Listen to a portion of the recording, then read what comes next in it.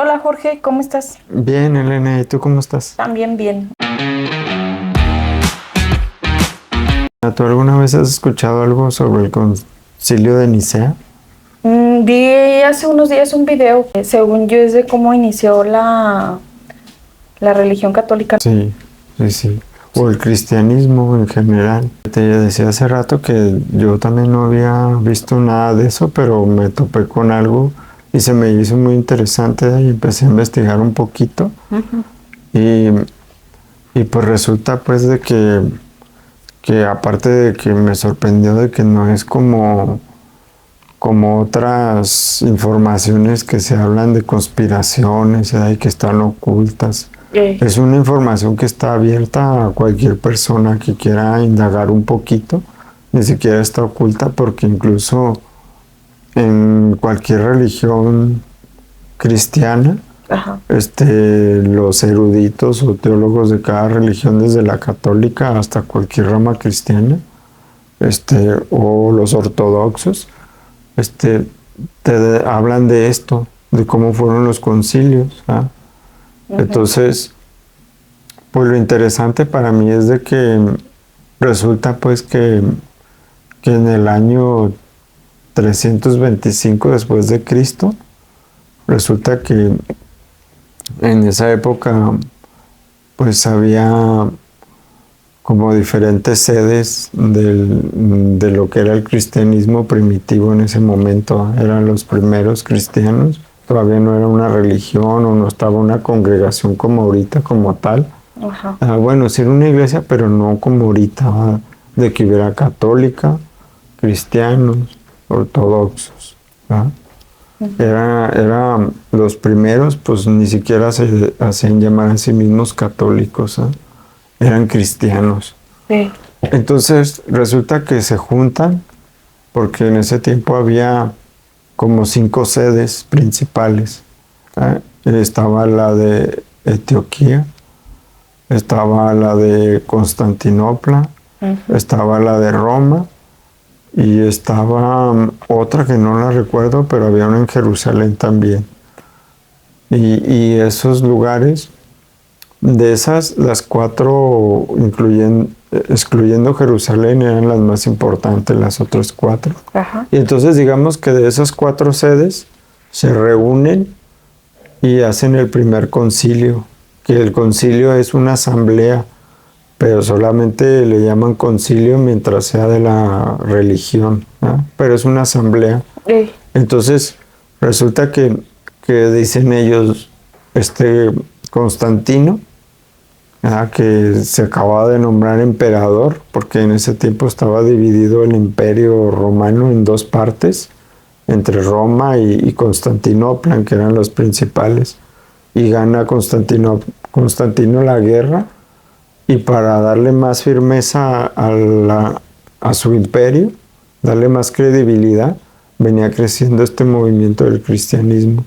Entonces él dice, vamos a poner una religión, vamos a poner una creencia que sea la que ejerza en todos. Ujú. Y para poder validar su imperio, pues reúne a todos los obispos que había en ese tiempo y hacen el primer concilio para darle legitimidad a la religión que se iba a ver en el imperio romano. Ok. Y entonces, lo interesante pues es que ¿qué fue lo que se decretó o lo que se llegó en ese concilio o cuál era el tema a discutir? El tema era que había 2 vertientes. Por un lado decía uno, era la divinidad de Jesús, era el tema principal a discutir. Ajá. Y se dice, unos decían, no, pues yo creo que Jesús no es Dios, es un ser creado por Dios. ¿Verdad? Y el otro decía, no, sí es Dios, ¿verdad? El Padre, el Hijo y el Espíritu son una misma cosa. Y el otro decía, no, así tiene la gracia, divinidad de Dios y todo, y fue creado antes de construir todo, pero no es Dios, es una creación de Dios. Y entonces ese era el tema a discutir. Estaban peleando entre cuál ganaba y al final gana la creencia de que Jesús era Dios también. Y es donde nace pues la Trinidad. Dios Padre, Dios Hijo y Dios Espíritu.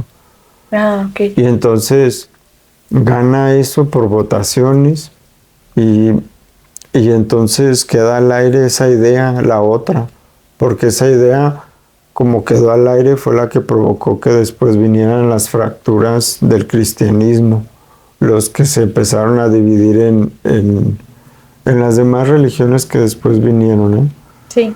Pero, o sea, por eso tuvo mucho peso y es importante. Y aparte, se discutió qué libros iban a entrar en la creencia y qué libros no.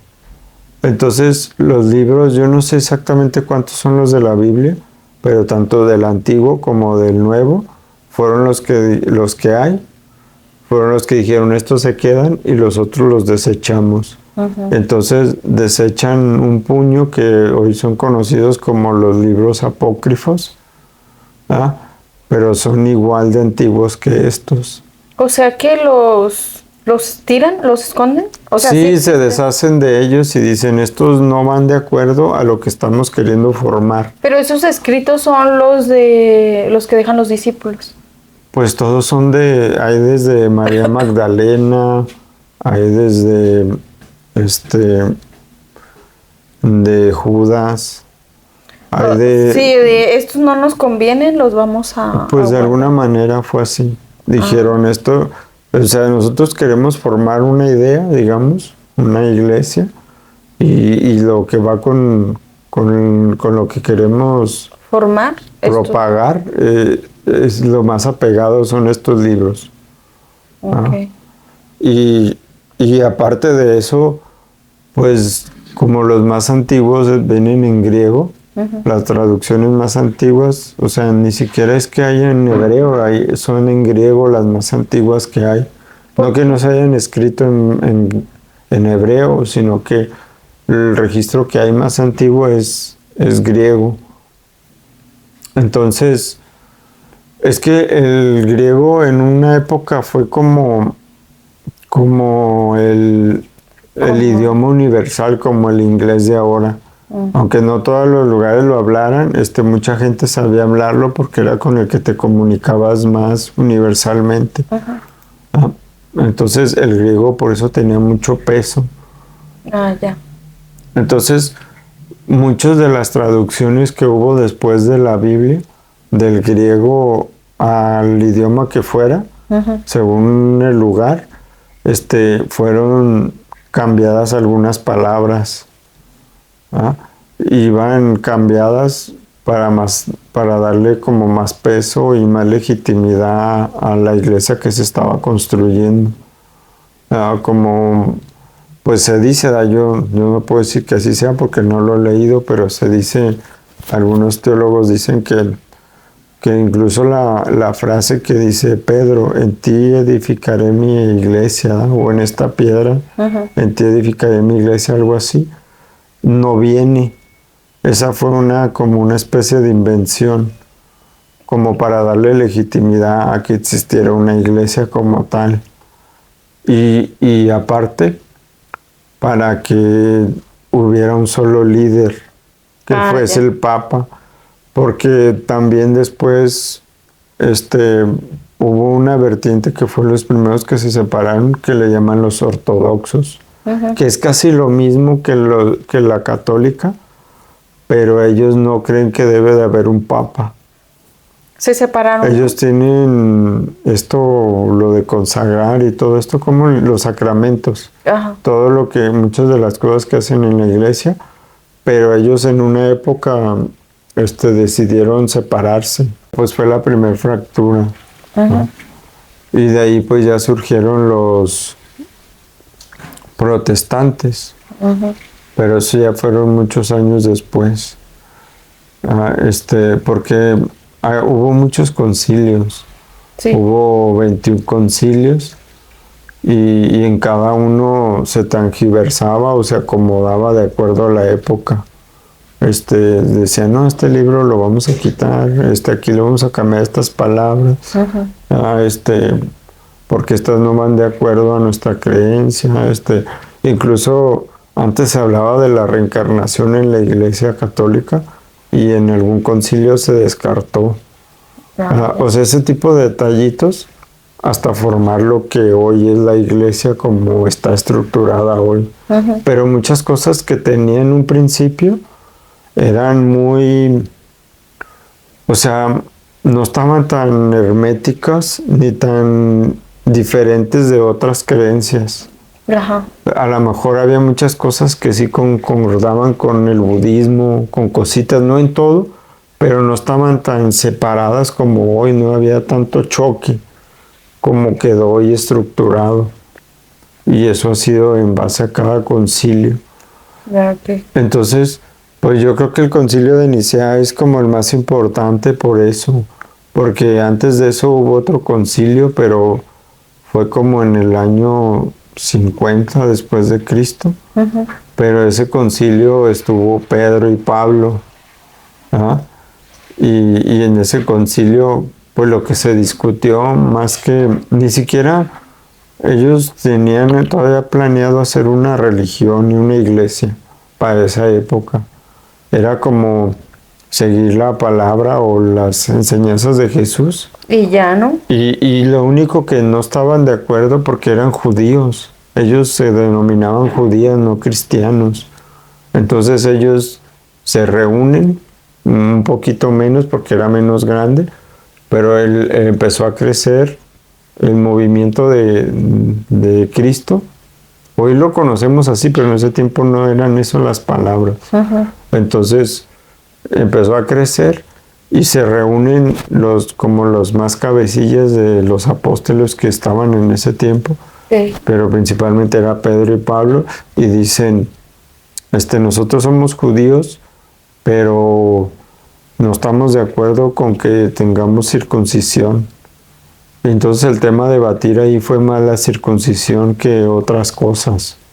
Entonces se descartó que no había necesidad de tener la circuncisión como los judíos desde el nacimiento o desde el bautismo ya ellos hacían la circuncisión. Entonces, pero ellos se denominaban cristianos y que diga judíos. Y dicen, pues somos judíos, pero no estamos de acuerdo con esa creencia. ¿No? Entonces, pues eso es un poquito de lo que vi, pues, Pues está interesante, porque, pues, ¿cuántas veces nos dejamos llevar por lo que te van inculcando, pero no te pones a investigar el por qué, de dónde viene? Más bien nos hace falta mucho preguntarnos el por qué, ¿no? Y de dónde, el por qué se hace esto así o el otro. Debe tener un significado y una razón de dónde viene. Pues es que yo he entendido pues que ni siquiera es una cuestión de querer atacar, ¿verdad? Porque como en algún momento yo sí sentía así como, nos han engañado, ¿verdad? Maldita iglesia, sentía como no sé, como ese resentimiento de alguna manera.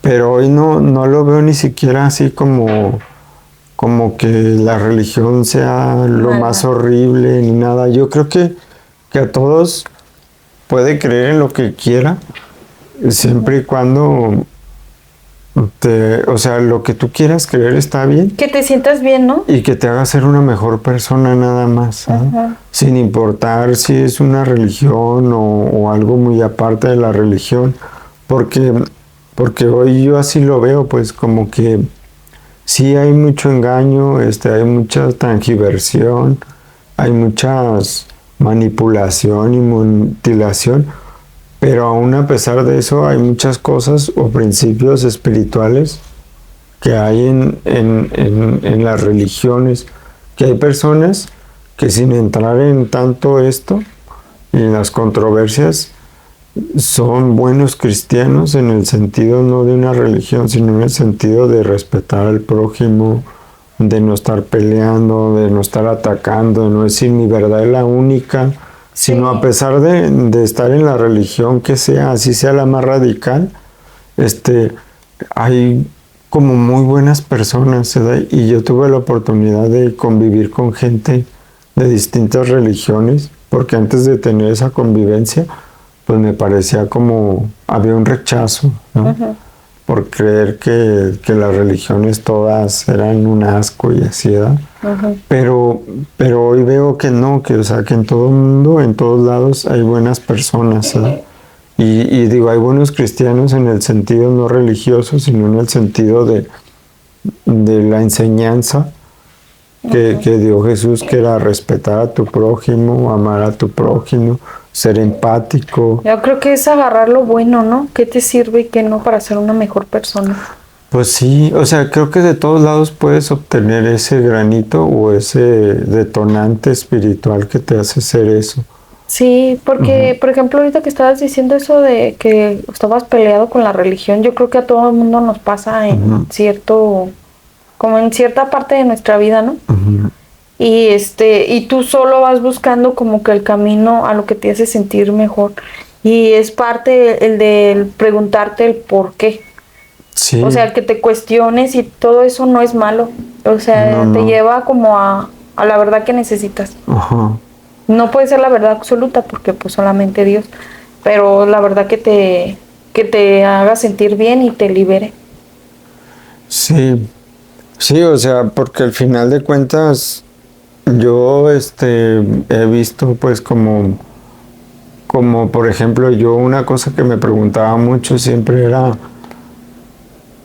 lo que siempre me cuestioné era como que decían en la religión en el día de hoy, pues no me siento que practique ninguna, pero te digo, me quedo con lo bueno, ¿verdad?, de cada cosa, porque también está muy gacho vivir como odiando, rechazando, así como una losa cargando, y también como reconciliarte o liberarte de ese resentimiento, odio, es liberador, ¿verdad? Y entonces si vives como pues odiando a una religión o algo, como en algún momento yo lo sentía, Sí, pues es pesado. Pero una cosa que yo me cuestionaba era esa parte del pecado, que decían que Jesús había venido a liberarnos del pecado. Entonces yo pensaba, pero ¿de cuál pecado? Y ya cuando preguntaba o indagaba era, pues es que Adán y Eva, ¿verdad? Acuérdate que la serpiente tentó a Eva y Eva indujo a Adán, y pues cayeron en pecado y venimos cargando un pecado y él nos vino y nos liberó. sí, Entonces, cuando lo veía desde esa forma, pues era sentirme culpable, ¿verdad? No me sentía liberado, en vez de sentirme a gusto, era como, chin, se murió por mí, ¿verdad? Y lo pusieron una golpiza y pobrecito, ¿verdad? Y luego veía las imágenes y pues golpeado, ¿verdad?, de la peor forma, y no podía digerir eso, era mi gran conflicto. Entonces, por eso también indagar, informarte de dónde viene la raíz, pues me ayuda a comprender a mí. Por ejemplo, el día de hoy yo entiendo que, pues yo así lo veo porque, digo, no es que así tenga que ser ni que la gente deba de creer en esto como yo lo veo, pero con lo poquito que he investigado con el tiempo, ha sido como que Jesús vino a liberarnos, pero no de un pecado como tal, sino Él vino a mostrarnos un camino donde puedes alcanzar un estado de conciencia que te libera de las cargas de tantas exigencias en la vida, sí, de que tienes que ser el mejor, de que vivir estresado, de que sientes de alguna mente de que debes de encajar en ciertas cosas y si no te frustras. Es como te dicen, no, hay una manera diferente de vivir. Mira, yo no sé si pasó lo de la crucifixión o no, pero yo entiendo ese simbolismo de que Él vino y enseñó y dijo, mira, hay una manera te voy a mostrar el camino, respetar a tus prójimos, respetar la naturaleza, los animales, o sea, todo esto que todos hablan, no nomás Jesús, lo hablan tantas personas como Buda, como aquí lo hablaban nuestros antepasados, y que al final todos hablaban de lo mismo, nos mostraron un camino donde podías encontrarte a ti mismo y sentirte en paz. Yo creo que es el mensaje de todas las religiones, ¿no? Nada más que la forma en que la interpretamos es bien diferente. O quienes están a la cabeza, ¿no? Cómo lo utilizan ese y lo distorsionan para distraerte del objetivo y decirte, si nosotros no puedes llegar al cielo. Es que yo, por ejemplo, tengo un conflicto con esa parte donde te dan a entender que el ser pobre, humilde y eso, vas a llegar más rápido a Dios. Como que ese es mi conflicto de decir, pero ¿por qué tienes que vivir en pobreza y en carencias si la vida es tan abundante? Hay abundancia por todos lados y el querer que te restrinjas de eso, o sea, es que tú puedes tener dinero y ser buena persona. Sí. Y puedes ayudar a muchos con dinero o con cosas abundantes que tengas. Y ahí es donde yo también he entrado en conflicto como que en la religión, porque siento que eso es lo que te ayuda, te detiene como que crezcas a lo mejor profesionalmente, económicamente. Para mí es un conflicto que no... Pues es que es lo que yo, o sea, yo creo que es ahí donde está la manipulación, pues, de que, por ejemplo, digamos, Jesús dice, yo soy el camino de alguna manera, pero no porque sea la única manera, sino porque si sigues mi enseñanza, tú vas a encontrar la salvación o la iluminación. Y la iglesia te dice, o la religión te dice, si no pasas por aquí, no vas a encontrar eso. Entonces, aquí dame, sé pobre. Jesús era pobre.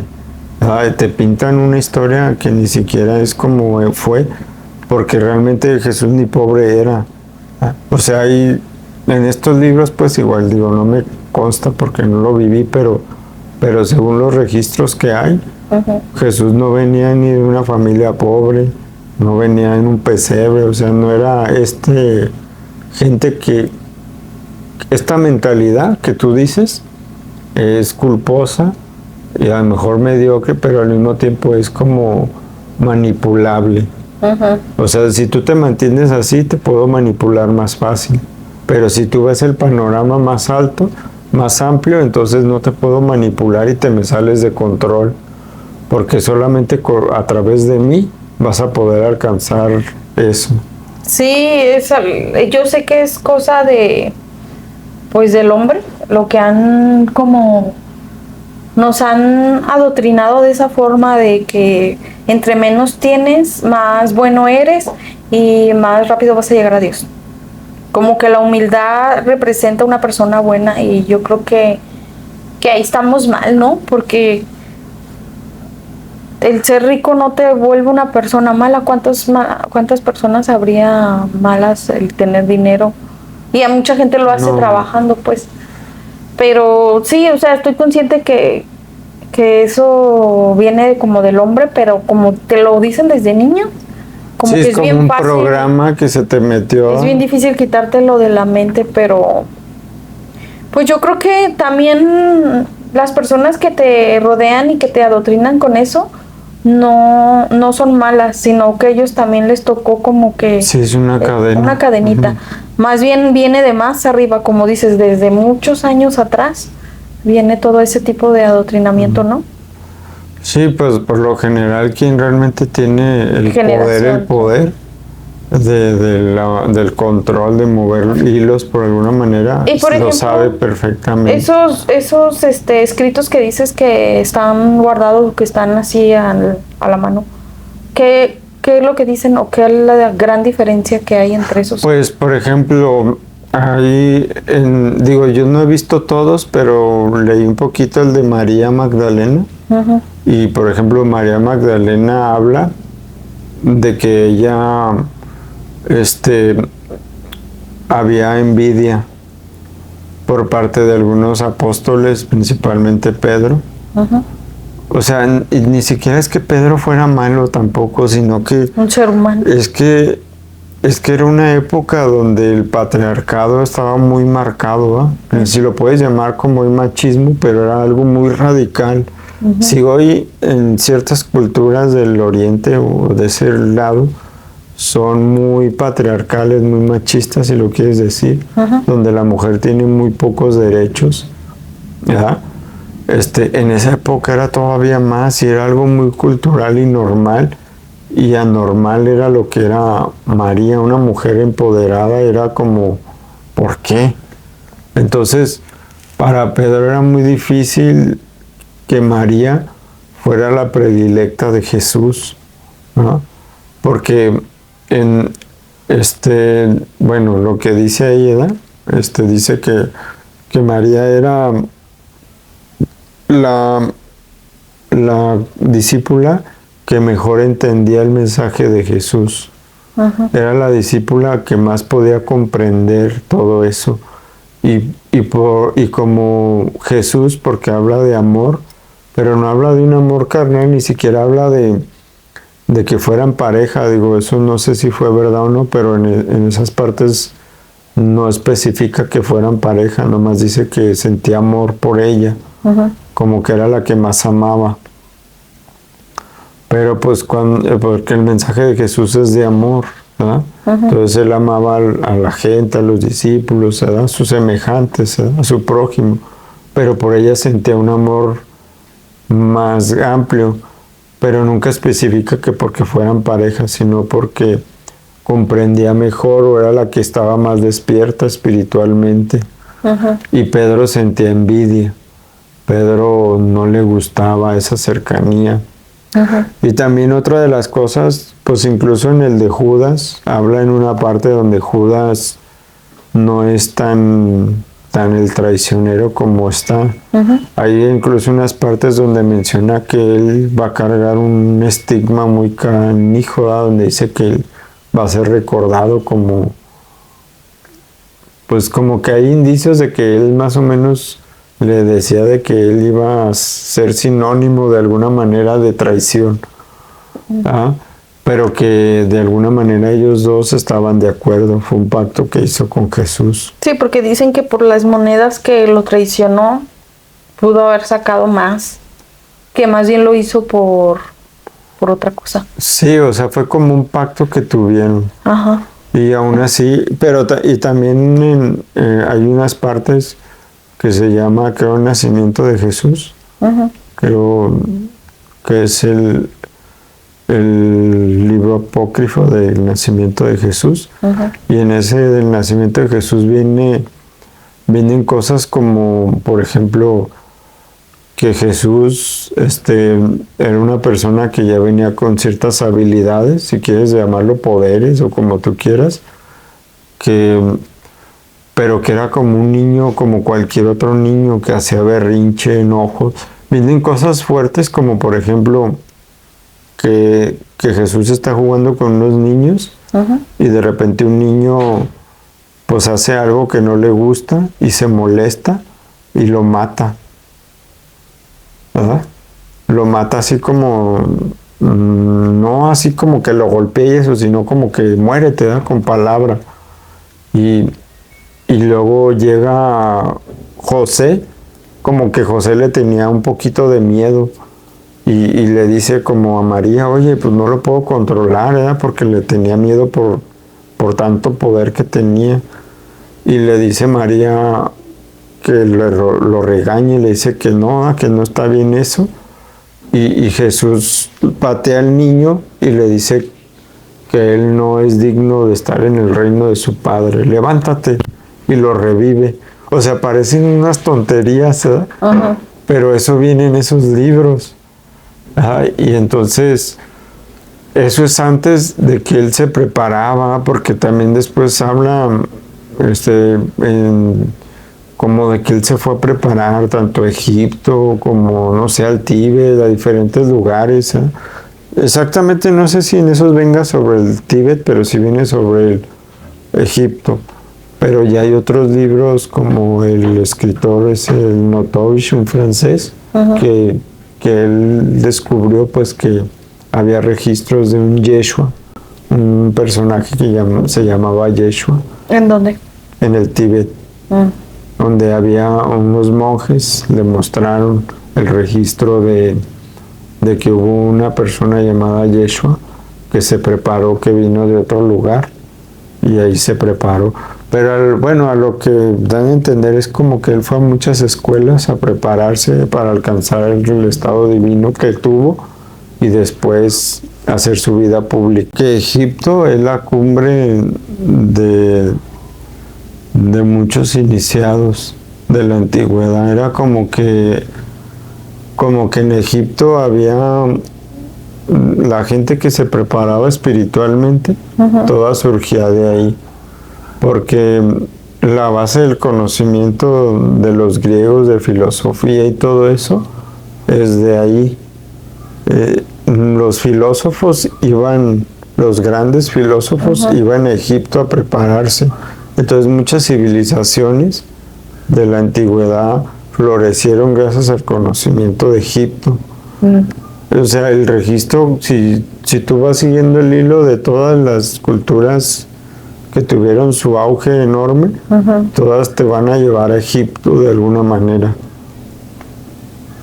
Entonces, no sé realmente qué sea, pero lo que sí es que en Egipto hay algo, ¿verdad?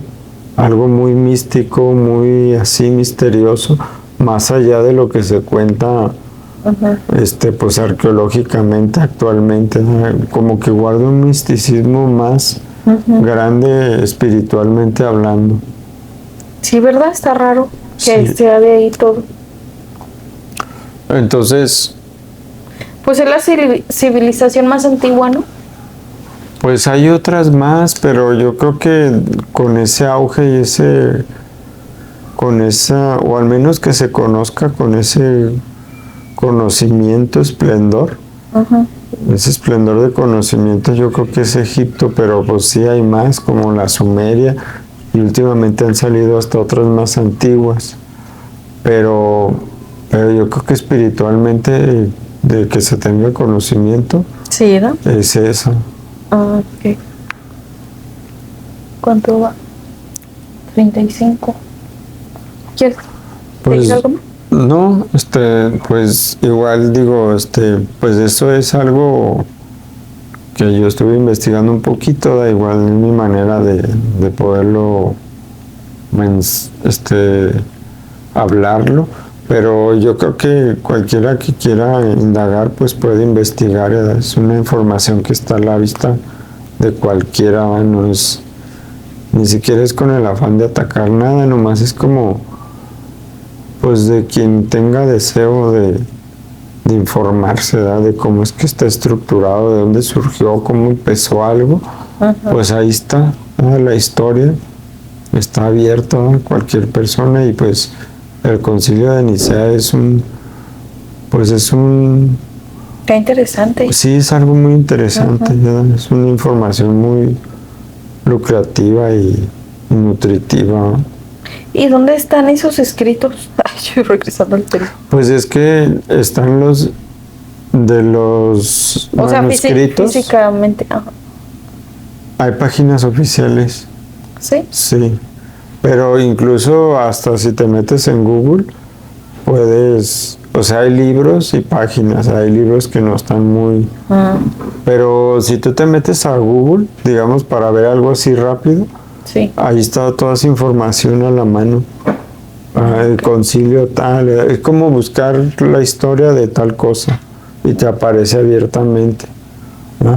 Ya. Pero muchos de esos libros, pues hay registros pues que están resguardados en el Vaticano, que solamente pueden acceder ciertos periodistas o pueden acceder ciertos pues investigadores, ¿verdad? Que no le dan la pauta a cualquiera. y lo que hay acá pues es de ellos, de Sí. sus investigaciones, de lo que nos llega a nosotros. Pero lo curioso pues es de que ni siquiera intentan desmentir toda esa información, como que no, eso no es cierto, no lo deslegitiman. Es como ellos mismos hablan de eso. Los teólogos de la Iglesia Católica hablan abiertamente de los concilios. O sea, es una información que se me hace curioso porque no es como otras informaciones que sí son muy resguardadas y que si alguien sale hablando es como lo desprestigian. Ya. No es como ese tipo de informaciones, es como que, pues no sé, pero está tan a la vista de cualquiera que quiera verlo. Y pues eso es lo que tenía para decir, pero igual pues si quieres ampliar más y ver un poquito más de eso, pues puedes verlo hasta abierto. Bueno, gracias y espero y les guste este episodio y nos vemos hasta el próximo. Hasta luego.